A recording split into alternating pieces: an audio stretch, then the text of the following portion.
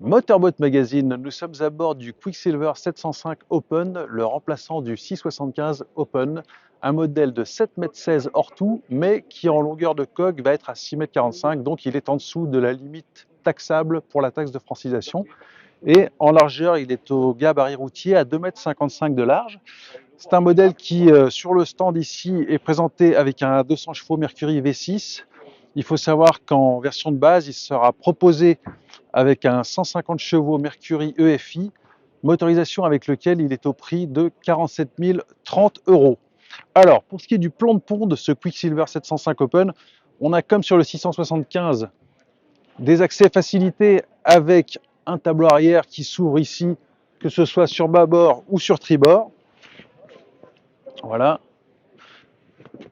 Un mat de ski inox qui sera en option. Et donc, au niveau du cockpit, le chantier a opté pour 2 sièges baquets pivotants. En les pivotant, on va pouvoir obtenir un coin repas en mettant ici une table, un coin repas pour 5 personnes. Voilà.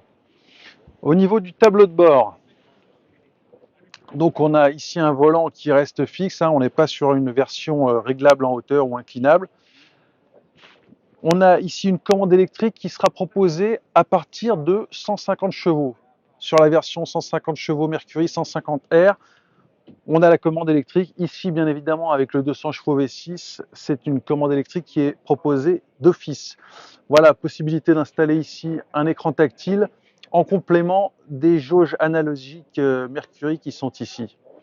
Voilà, je vais vous présenter à présent la cabine qui se trouve en dessous donc de ce T-top à structure tubulaire, un T-top qui est proposé en option ici avec une toile.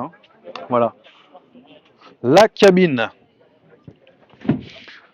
Alors la cabine, c'est avant tout un abri, même si on a ici une rallonge qui peut servir pour transformer l'espace en couchage.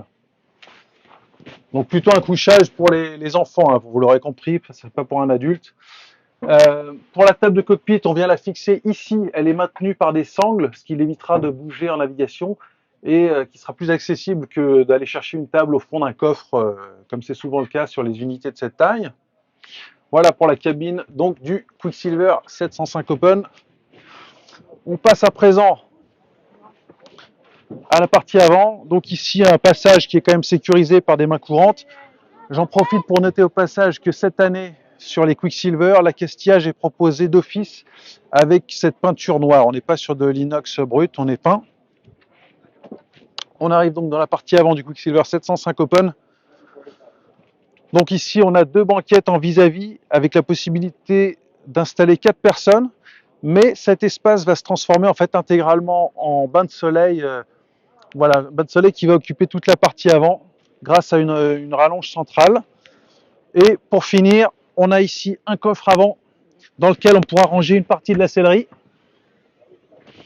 Voilà, coffre contre-moulé avec une ouverture qui est assistée par de vérins. Et comme souvent chez Quicksilver, on a une grande baille à mouillage indépendante.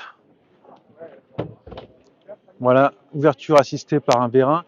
Et en l'occurrence, nous avons ici l'option gain d'eau électrique qui est intégrée. Voilà pour le Quicksilver 705 Open, le remplaçant du 675 Open. Merci.